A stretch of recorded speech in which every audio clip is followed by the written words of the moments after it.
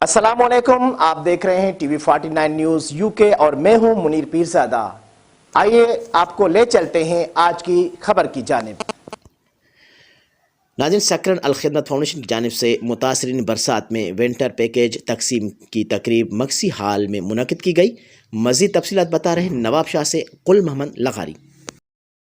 بالکل، سکرن الخدمت فاؤنڈیشن کی جانب سے متاثرین برسات میں ونٹر پیکیج تقسیم کی تقریب مکسی شادی ہال میں منعقد کی گئی۔ تقریب سے نو منتخب امیر جماعت اسلامی سکرن کے عاشق حسین پٹھان اور جی ایم چانڈیو، راؤ زبیر، محمد اعظم راول، محمد اسد راجپوت، سائیں بخش بروہی، یونس راجپوت اور صحافی منیر اختر کمال وزیر انڈر نے خطاب کیا۔ الخدمت کے صوبائی ڈپٹی ڈائریکٹر قمر راشد مکرم نے کہا کہ مہنگائی نے متصدع طبقے کی زندگی مشکل ترین بنا دی ہے۔